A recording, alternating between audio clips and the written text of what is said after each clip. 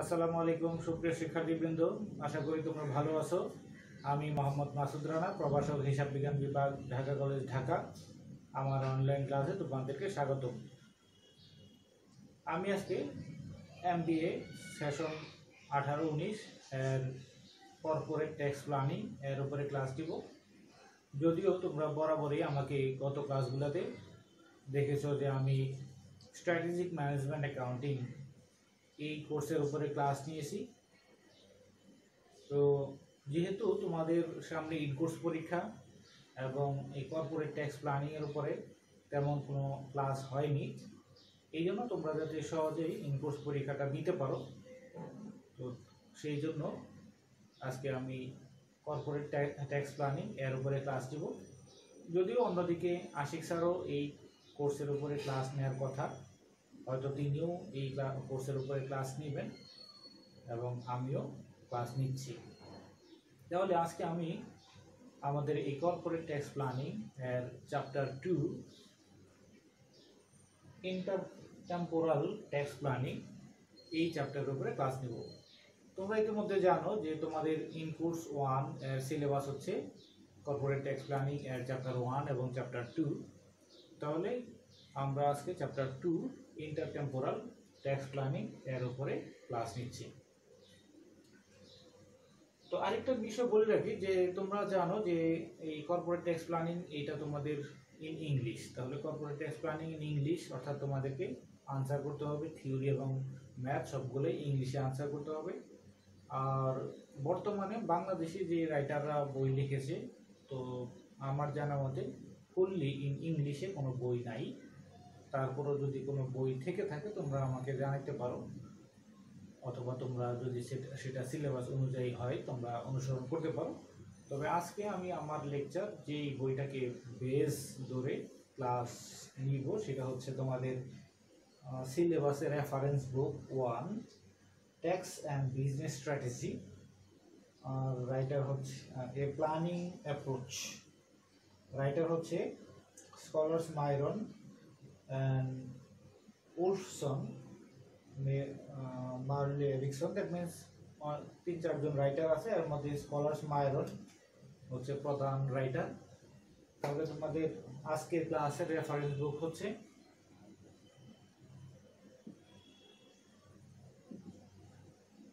Tax and business strategy.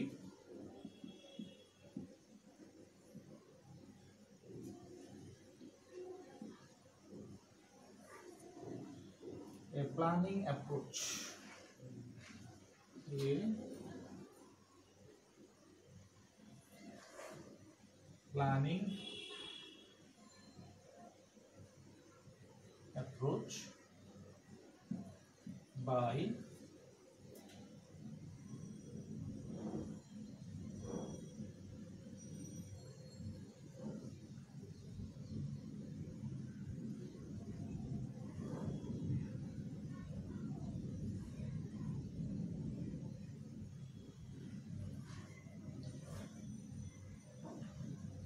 তাহলে reference book tax and business strategy a planning approach by Scholes and Myron and others. Et মানে হচ্ছে others, মানে আরো কয়েকজন writer এখানে আছে। তো এই বইয়ের চ্যাপ্টার 3, মানে আমাদের সিলেবাসের চ্যাপ্টার 2, কিন্তু এই বই দ্যাট মিনস তোমাদের রেফারেন্স বুক এর চ্যাপ্টার 3, ওইখান থেকে আমরা আজকে ক্লাস পরিচালনা করব।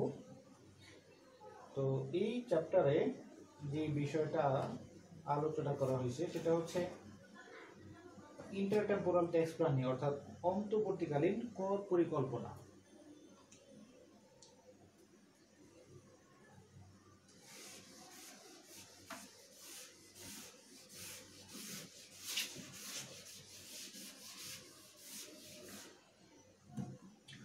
এই ইন্টারটেম্পোরাল ট্যাক্স প্ল্যানিং বা অন্তর্বর্তীকালীন কর পরিকল্পনা বলতে বোঝাচ্ছে যে তুমি বা একটা বিজনেস যখন ইনভেস্ট করবে, তো সে কীভাবে ইনভেস্ট করলে, কোথায় ইনভেস্ট করলে তার করের পরিমাণ কম হবে, কর কম দিতে হবে, সেই বিষয়গুলো তারা অ্যানালাইসিস করবে এবং সেই অনুযায়ী তারা ইনভেস্ট করবে যাতে তাদের কর কম দিতে হয়, অথবা কোথায় ইনভেস্ট করলে তার কর পূর্ববর্তী ইনকাম রেট কত, কর পরবর্তী ইনকাম রেট কত। কোথাও কোথাও হইতে পারে যে এক জায়গায় ইনভেস্ট করলে কর পূর্ববর্তী ইনকাম হচ্ছে মনে করো 10%, কিন্তু কর পরবর্তী ইনকাম হচ্ছে 5%। আবার আরেক জায়গায় হইতে পারে যে কর পূর্ববর্তী ইনকাম হচ্ছে 8%, কিন্তু কর পরবর্তী ইনকাম হচ্ছে 6%।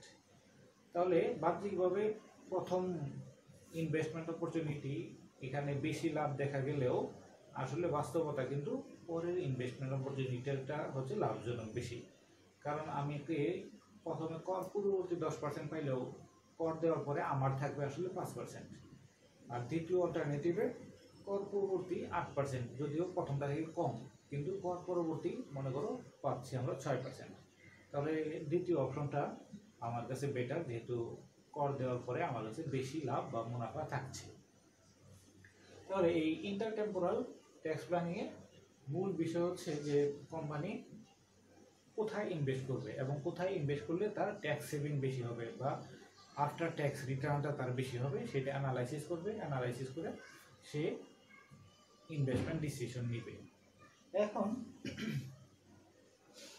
এই ইনভেস্টমেন্ট অ্যানালাইসিস করার জন্য এখানে কিছু ট্যাক্স সেভিং ভেহিকল দেওয়া আছে, অর্থাৎ কোন কোন খাতে ইনভেস্ট করলে তার ট্যাক্স রেটটা কীরকম হবে, অথবা বিফোর ট্যাক্স রিটার্ন কীরকম হবে, আফটার ট্যাক্স রিটার্ন কীরকম হবে, সেগুলো অ্যানালাইসিস করার জন্য আমাদের কিছু ট্যাক্স সেভিং ভেহিকল বা কর সঞ্চয় বাহন বা যান দেওয়া আছে, সেটার উপর ভিত্তি করে তারা অ্যানালাইসিস করবে। তো এখানে tax saving vehicle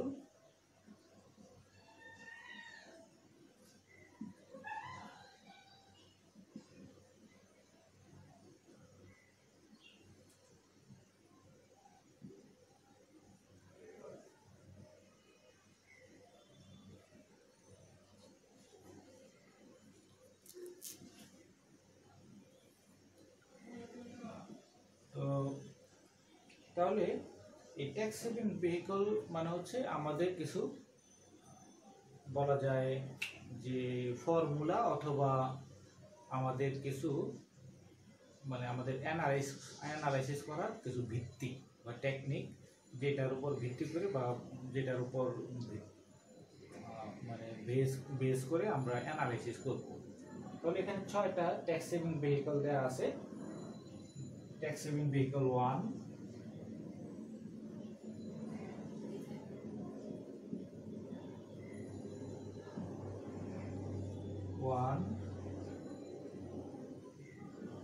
tax saving vehicle 2, এইভাবে tax saving vehicle 3, tax saving vehicle 4, tax saving vehicle 5 এবং ট্যাক্স সেভিং ভেহিকল 6। তাহলে এখানে আমাদের 6টা ট্যাক্স সেভিং ভেহিকল বা ফর্মুলা বা 6 ধরনের সূত্র দেওয়া আছে, যেটার উপর ভিত্তি করে আমরা কোথায় ইনভেস্ট করলে আমাদের বিফোর ট্যাক্স ইনকাম বা before tax rate of return এবং after tax rate of return analysis করতে পারবো, এবং তার ভিত্তিতে আমরা ডিসিশন নিতে পারবো যে কোথায় ইনভেস্ট করলে বা কীভাবে ইনভেস্ট করলে আমাদের লাভ বেশি হবে বা কর কম দেওয়া লাগবে বা আফটার ট্যাক্স রিটার্ন বেশি হবে। তো এখানে আর একটু বলে রাখা ভালো যে আমাদের বা তোমাদের এই কর্পোরেট ট্যাক্স প্ল্যানিং এই কোর্স বা এইটার যে সিলেবাসটা not only applicable for Bangladesh but also related with outside the country or throughout the world।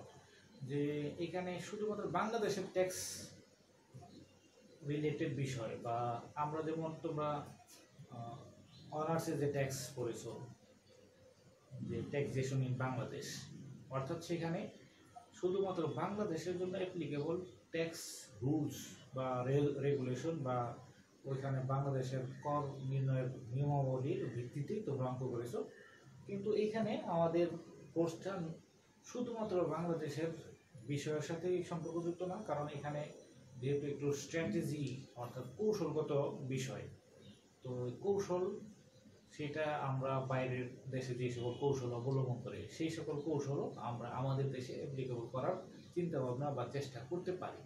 এই জন্য এই কোর্সটা সাজানো হয়েছে থ্রু আউট দ্য ওয়ার্ল্ডের বিভিন্ন দেশে কিভাবে ট্যাক্স সেভ করার জন্য অথবা কর্পোরেট ট্যাক্স প্ল্যানিং করা হয়, কী কী বিষয় বা কী কী টুল ইউজ করা হয় সেইগুলো মাথায় নিয়ে করা হয়েছে। এই জন্য সব বিষয়ে আমাদের দেশে সমানভাবে অ্যাপ্লিকেবল নাও হইতে পারে। যেমন এখানে যেই তোমাদের চ্যাপ্টার 3-তে বা সিলেবাসের চ্যাপ্টার 2-তে ইন্টার টেম্পোরাল ট্যাক্স প্ল্যানিং, এখানে যে ট্যাক্স সেভিং ভেহিকল 1 to 6 আলোচনা করা হয়েছে, এটা একেবারে বাংলাদেশের জন্য হুবহু বা একটা খুব বেশি প্রযোজ্য না।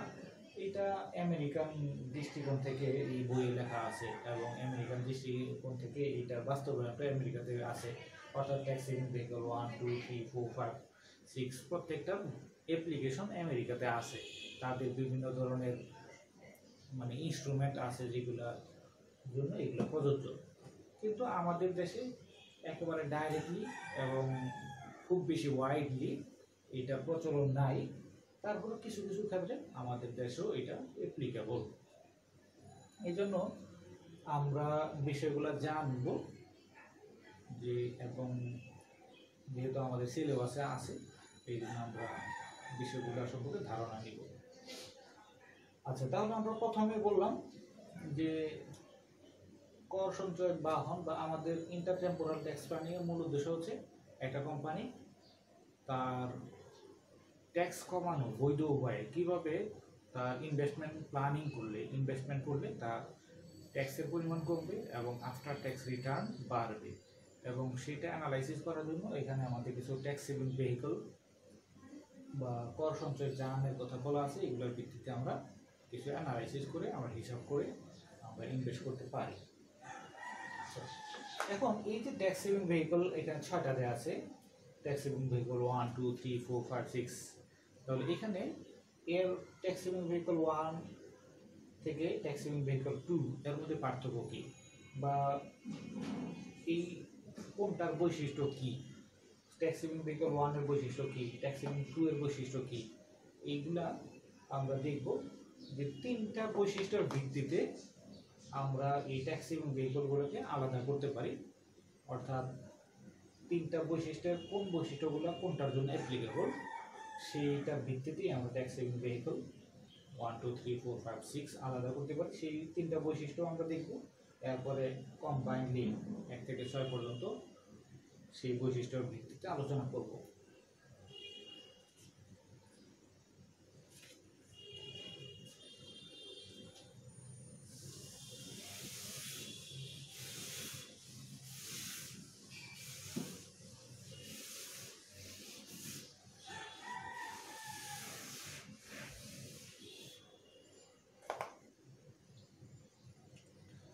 আচ্ছা, tax saving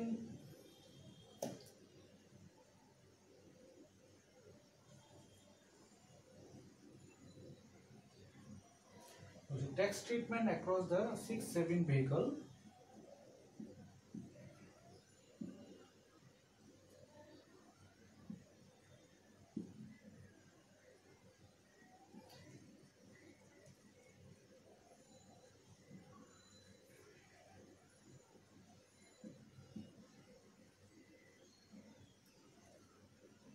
Differ along 3 dimensions.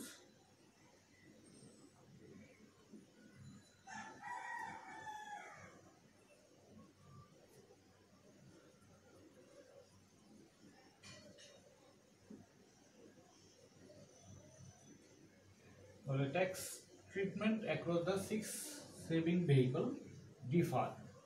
এই যে আমরা 6টা সেভিং ভেহিকল বলছি, 6টা ট্যাক্স সেভিং ভেহিকল বা যান বলছি, এটা একটা আরেকটা থেকে ডিফার করে কিসের ভিত্তিতে?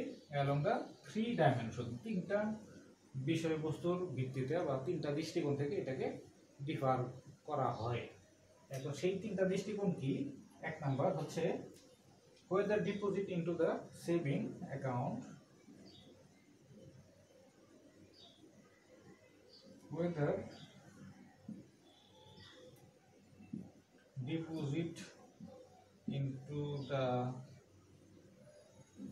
saving account give rise to an immediate tax deduction.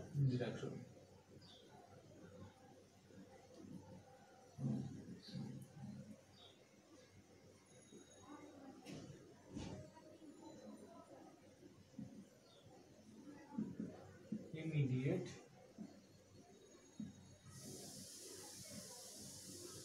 deduction.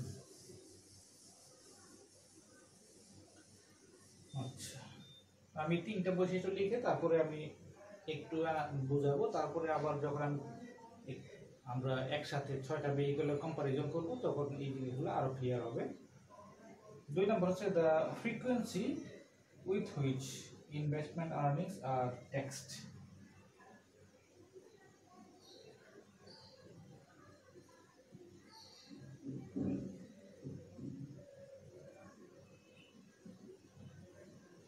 The frequency with which the investment earnings are taxed.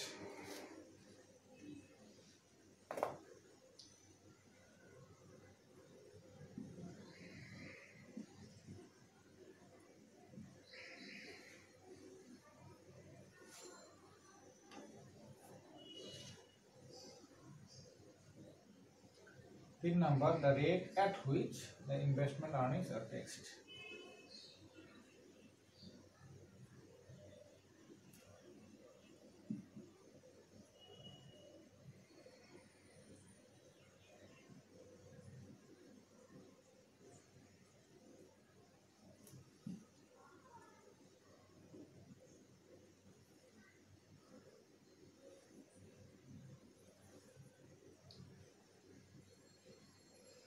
আচ্ছা, তাহলে আমরা বলছিলাম যে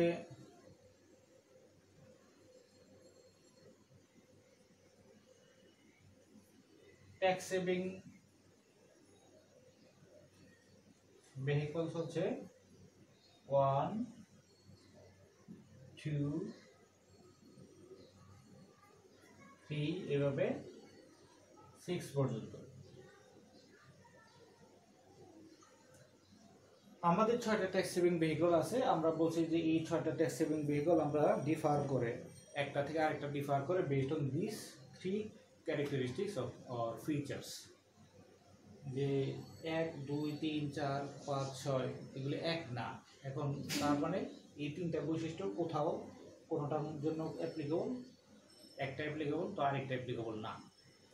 যেমন 1 নাম্বার হচ্ছে whether deposit into the saving account gives rise to an immediate tax deduction.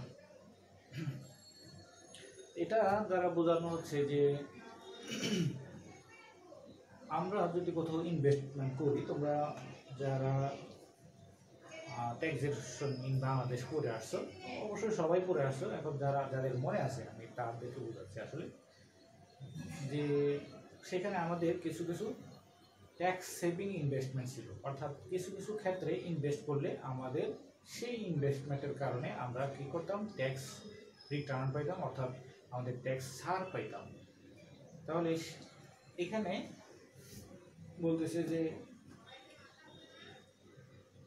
whether deposit into the saving account gives rise to an immediate tax deduction, যে আমি বিনিয়োগ করার কারণেই আমি ইমিডিয়েট অর্থাৎ ওই বছরই লাভ পরে পাই, কোনো সমস্যা নেই, যেহেতু আমি বিনিয়োগ করছি, বিনিয়োগ করার কারণেই আমি কি ট্যাক্স ছাড় পাবো কিনা বা ট্যাক্স ডিডাকশন পাবো কিনা। অর্থাৎ যে বাংলাদেশে যেমন কিছু কিছু ক্ষেত্রে বিনিয়োগ করলে সেই বিনিয়োগ করার কারণে আমরা ট্যাক্স ছাড় পাই, সেই বিষয়টা অ্যাপ্লিকেবল কিনা সেটা বোঝাচ্ছে। তারপর the frequency with which investment earnings are taxed. Frequency earnings are taxed. earnings এর উপরে যে ট্যাক্স ধরা হবে সেটা ফ্রিকোয়েন্সি কত বেশি বা কত কম, অর্থাৎ কিছু কিছু আর্নিংস আছে যে এটা প্রতি বছর এটার উপরে ট্যাক্স দিতে হবে। মনে করো আমি ব্যাংকে সেভিং অ্যাকাউন্ট ওপেন করলাম, তো সেভিং অ্যাকাউন্টে আমি বছর শেষে 5,000 টাকা লাভ পাইলাম। তো এই 5,000 টাকা লাভ পাইলে 2021 সালে আমি লাভ পাইছি সারা বছরে। 2021 সালে এটা আমার ট্যাক্স কেটে নিবে তারা।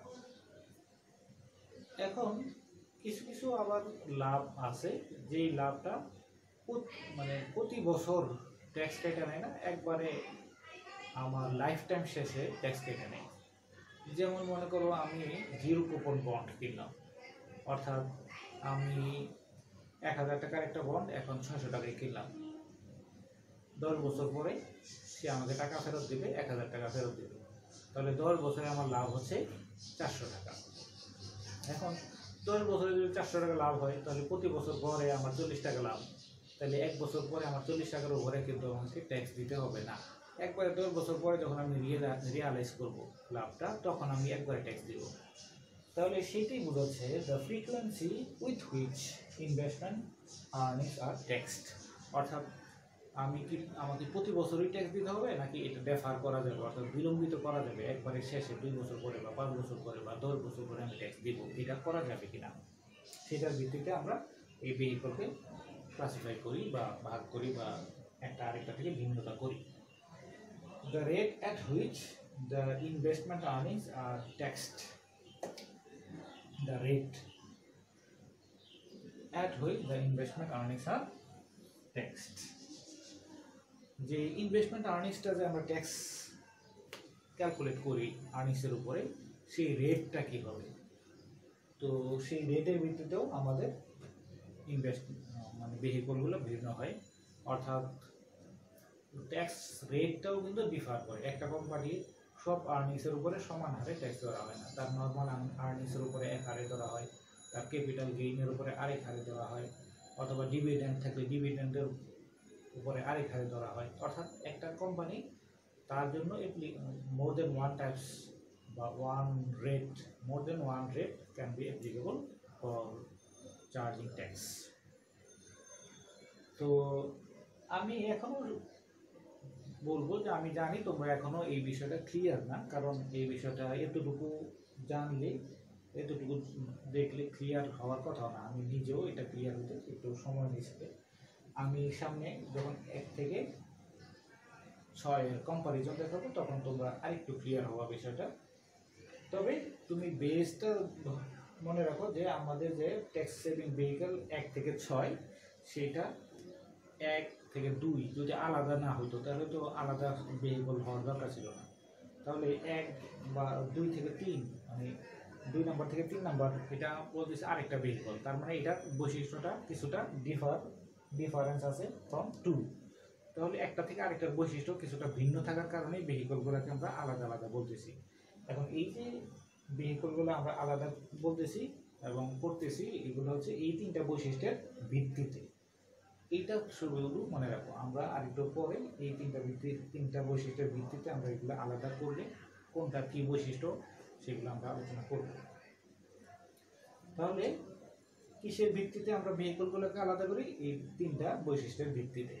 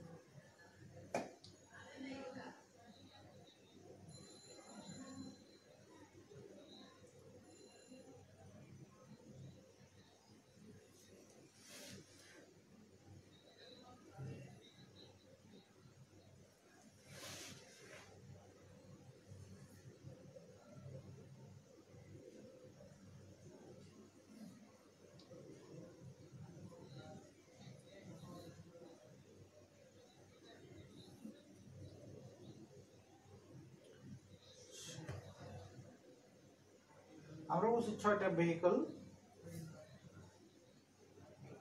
তাহলে এখানে আমার জায়গাটা একটু বেশি লাগবে।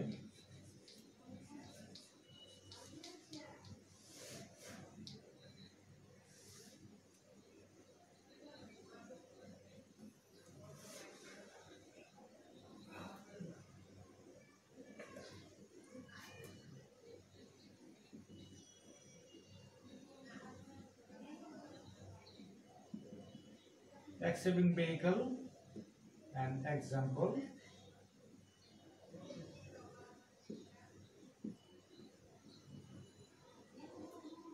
Is the investment tax deductible?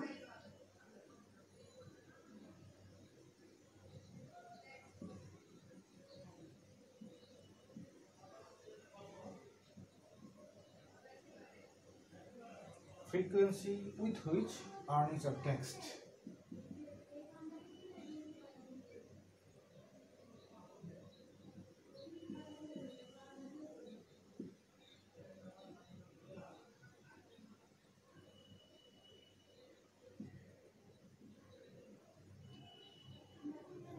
Rate at which earnings are taxed.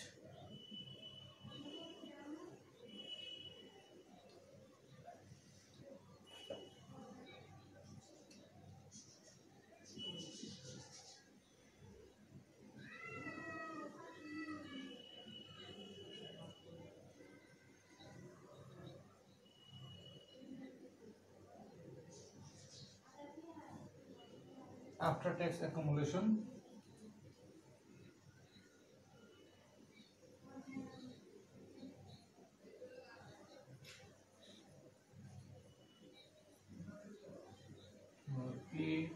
ATA.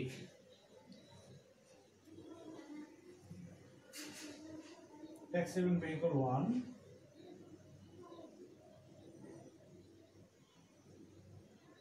এখানে যেহেতু আমরা লিখে দিয়েছি ট্যাক্স সেভিং ভেহিকল, তাহলে এখানে 1 মানে হচ্ছে ট্যাক্স সেভিং ভেহিকল 1, তাহলে 2 মানে হচ্ছে ট্যাক্স সেভিং ভেহিকল 2, তাহলে 1 2 3 4 5 6, তাহলে এখানে আমরা ট্যাক্স সেভিং ভেহিকল এই কলামে লিখতেছি। এটা হচ্ছে আমরা বলছিলাম তিনটা বৈশিষ্ট্যের ভিত্তিতে আমরা এটাকে ডিফার করি একটা ভেহিকল থেকে আরেকটা ভেহিকল। সেই বৈশিষ্ট্য তিনটা। এক নম্বর বৈশিষ্ট্য যদি বুঝতে পারা না যায় তাও এটা বুঝতে পারো যে আমরা একটু আগে লিখে আসছিলাম, এক নম্বর বৈশিষ্ট্য সংক্ষেপে লিখছি is the investment tax deductible. 2 নম্বর বৈশিষ্ট্য ছিল frequency with which earnings are taxed. আমরা ট্যাক্স যে ধরি আর্নিংস এর উপরে সেটা বছরে একবার ধরি না এটাকে ডেফার করা যায়, অর্থাৎ 2 বছর 3 বছর 5 বছর পরে ধরা যায়, সেই ফ্রিকোয়েন্সি অফ ট্যাক্স। আর রেট আমরা 3 নম্বর বুঝলাম যে আমাদের আর্নিংস এর উপরে যে আমরা ট্যাক্স ক্যালকুলেট করি সেটা রেটটা কত, সেই rate at which earnings are taxed. তাহলে তিনটা বৈশিষ্ট্য 1 2 3 তিনটা কলামে এই করে হচ্ছে ট্যাক্স সেভিং ভেহিকল 1 2 3 4 5 6। আচ্ছা, আমরা এখানে লিখছি ট্যাক্স সেভিং ভেহিকল সাথে সাথে example of tax saving vehicle. Tax saving vehicle 1 বা 1 এর এক্সাম্পল মানে কোনটার ক্ষেত্রে প্রযোজ্য, সেই মানি মার্কেট ফান্ড।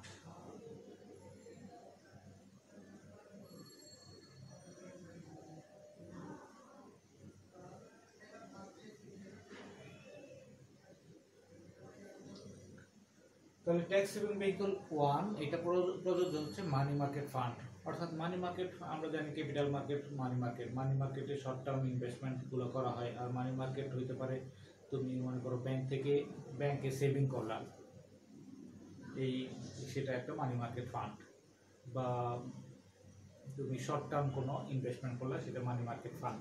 তার মানে এখানে মানি মার্কেট ফান্ডের ক্ষেত্রে ট্যাক্স সেভিং ভেহিকল 1 প্রযোজ্য হয়। তো এখানে is the investment tax deductible, এই মানি মার্কেট ফান্ডে আমি ইনভেস্ট করলে আমার সেটা বিনিয়োগ এর ক্ষেত্রে মানে ট্যাক্স সেভিং করে কিনা। আমরা যেটা বলছিলাম কর রেয়াত পাওয়া যায়, অর্থাৎ কিছু কিছু ক্ষেত্রে বিনিয়োগ করলে সেখানে আমি কর রেয়াত পাই, তো সেটা প্রযোজ্য কিনা।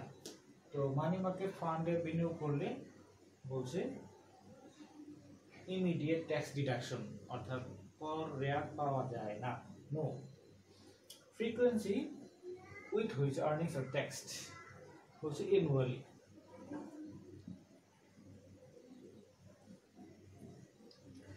তাহলে এখানে আমার ট্যাক্সটা ধরা হয় বছরে একবার, যেমন আমি আমার ব্যাংকের সেভিং অ্যাকাউন্টে আমার 5 লাখ টাকা আছে, এটার উপরে আমি 10,000 টাকা ইন্টারেস্ট পাইলাম অথবা প্রফিট পাইলাম, বছর শেষে এটার উপরে তারা ট্যাক্স কেটে নেবে বছরে একবার। তাহলে frequency with which earnings are tax হচ্ছে অ্যানুয়ালি, তারপর রেট অ্যাট হুইচ, রেটটা হচ্ছে অর্ডিনারি রেট, মানে যেই কোম্পানির ক্ষেত্রে যতটুকু প্রযোজ্য স্বাভাবিকভাবে সেই রেটটাই প্রযোজ্য হবে।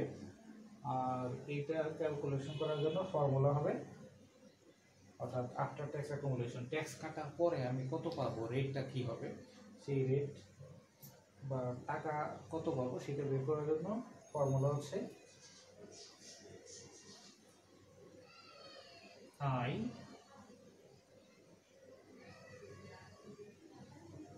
One plus R one minus T N.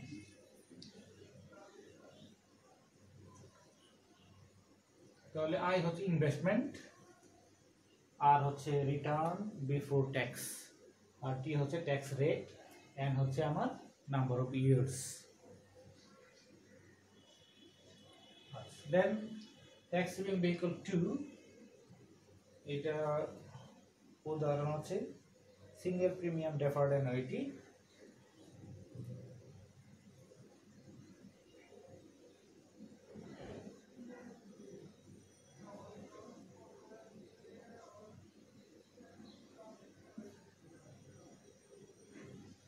Single premium deferred annuity এটা সাধারণত ইন্স্যুরেন্স কোম্পানির সাথে রিলেটেড।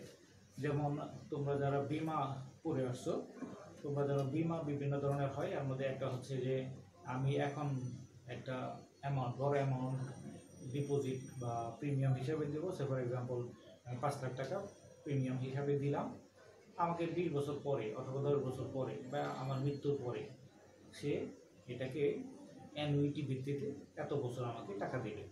এখন আমি 5 লাখ টাকা দিলাম, 20 বছর পরে বা 10 বছর পরে সে আমাকে 10 বছর বা 5 বছর বা আমার মৃত্যু পর্যন্ত আমাকে একটা সার্টেন অ্যামাউন্ট প্রতি মাসে বা প্রতি বছরে টাকা দিবে। অর্থাৎ সিঙ্গেল প্রিমিয়াম ডেফার্ড অ্যানুইটি, আমি প্রিমিয়ামটা দিব সিঙ্গেল একবার, আর সে আমাকে পরবর্তীতে ডেফার্ড অ্যানুইটি পরবর্তীতে একটা নির্দিষ্ট অ্যামাউন্ট টাকা দেবে প্রতি মাসে অথবা প্রতি বছরে। তো এরকম এর ক্ষেত্রে ট্যাক্স সেভিং ভেহিকলে আমরা বলছি যে ইমিডিয়েট ট্যাক্স ডিডাকশন, অর্থাৎ কর রেয়াত পাওয়া যায় কিনা, বলছে পাওয়া যায় না। তারপর বলছে frequency with which earnings are taxed can be deferred,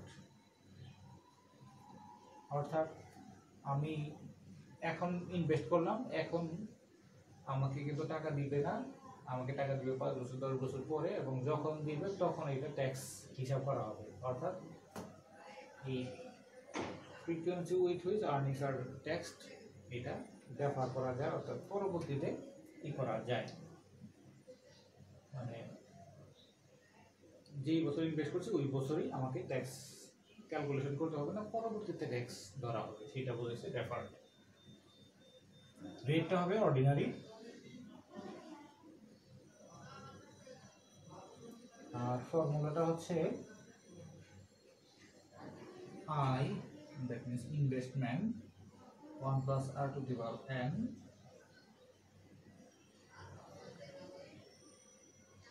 one minus t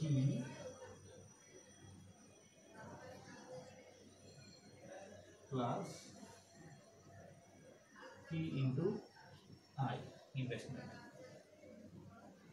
তাহলে আফটার ট্যাক্স অ্যাকুমুলেশন, অর্থাৎ আমি যে ডেফার্ড অ্যানুইটি পাবো, সেই ডেফার্ড অ্যানুইটি ভ্যালু কত সেটা যদি আমি বের করতে চাই, তাহলে এই ফর্মুলায় আমি বের করতে পারবো। যেমন তোমরা যখন টাইম ভ্যালু অফ মানি পড়ছিলাম, যে আমি এখন ইনভেস্ট করবো 5 বছর পর থেকে আমি প্রতি মাসে বা প্রতি বছরে এত টাকা করে অ্যানুইটি পাবো, তাহলে সেই অ্যানুইটি যদি পাই সেটার আজকের ভ্যালু কত, সেরকম তোমরা যেমন প্রেজেন্ট ভ্যালু অ্যানুইটি ফর্মুলা ব্যবহার করে সেই প্রেজেন্ট ভ্যালু বের করছো, এরকম আমাদের এখানে যে ইনভেস্ট আমরা করলাম এবং ফিউচারে অ্যানুইটি পাবো সেটা প্রেজেন্ট ভ্যালু বের করার জন্য বা আফটার ট্যাক্স প্রেজেন্ট ভ্যালু বের করার জন্য সূত্র হচ্ছে এটা।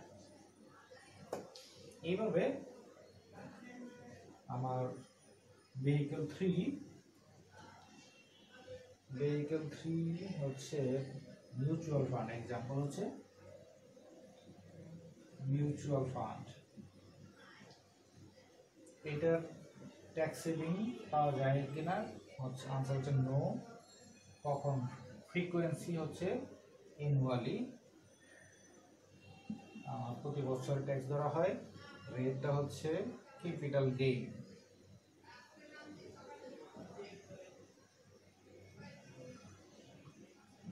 তাহলে এখানে রেটটা কিন্তু অন্য রেট, অর্থাৎ দেখবো তোমরা কোম্পানি ট্যাক্সের ক্ষেত্রে কোন কোম্পানির ক্ষেত্রে কত ট্যাক্স হবে, কোন ধরনের কোম্পানির ক্ষেত্রে কত পার্সেন্ট রেট হবে, সেটা আগে থেকেই আমাদের ট্যাক্সের আইনে বলা আছে। যে মনে করো ব্যাংকের ক্ষেত্রে রেট হচ্ছে 40% বা 45%, কিন্তু ব্যাংক যদি ক্যাপিটাল গেইন অর্জন করে সেটার উপরে আবার রেট হচ্ছে 15%। অর্থাৎ একই প্রতিষ্ঠানের ভিন্ন ভিন্ন আয়ের উপরে ভিন্ন ভিন্ন রেট অ্যাপ্লিকেবল। তো তাহলে কি মিউচুয়াল ফান্ড এর জন্য রেট অ্যাপ্লিকেবল রেটটা হবে ক্যাপিটাল গেইন এর রেটে। তো ফর্মুলা হবে I 1 plus R 1 minus T C G by N। তাহলে এখানে R হচ্ছে আমার normal rate of return, 1 minus T C G মানে হচ্ছে capital gain, tax rate on capital gain. এখানে আমার T মানে হচ্ছে নরমাল ট্যাক্স রেট, আর এখানে T C G হচ্ছে tax rate on capital gain. Then 4 এর एग्जांपल হচ্ছে ফরেন কর্পোরেশন।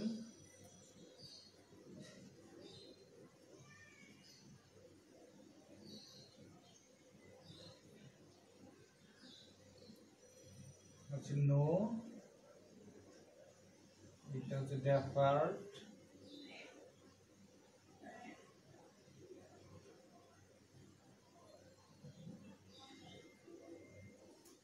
এটা হচ্ছে capital gain. Formula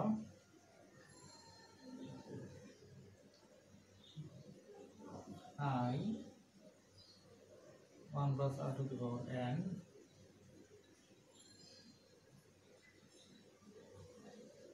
1 minus TCG 1 minus TCG plus TCG into I।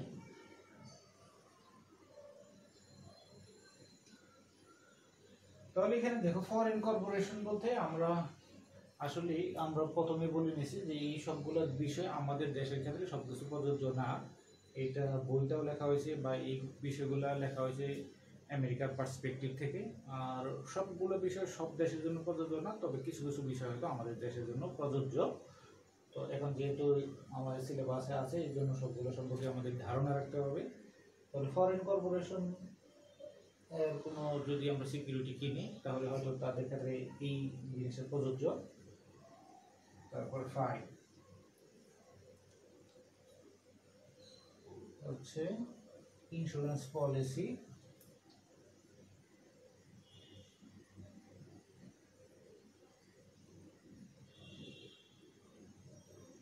Insurance পলিসির ক্ষেত্রে তারা বলতেছে নো, অর্থাৎ ইমিডিয়েট ট্যাক্স ডিডাকশন পাওয়া যাবে না। আর ফ্রিকোয়েন্সি নেভার, অর্থাৎ ট্যাক্স ধরাই হবে না। রেট এক্সাম্পটেড, যেহেতু ট্যাক্স ধরাই হবে না তাহলে এখানে রেটের কথা আসে না, তাই এক্সাম্পটেড। আর ফর্মুলা হচ্ছে I 1 plus R to the power N।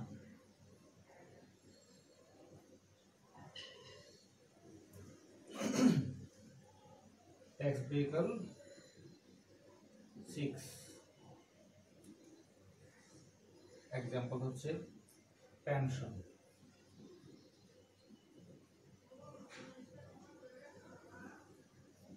আমাদের দেশে যেমন পেনশন ফান্ড, তো পেনশন ফান্ড এর জন্য আমাদের দেশেও পাওয়া যায়, ট্যাক্স ছাড় পাওয়া যায়। তো রেটটা হচ্ছে এখানে deferred,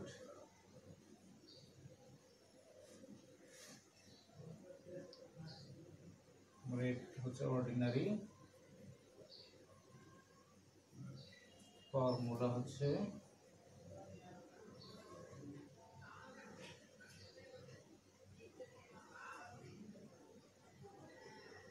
investment divided by 1 minus t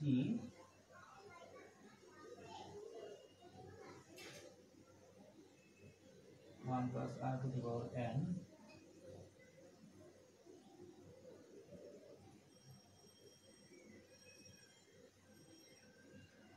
minus t।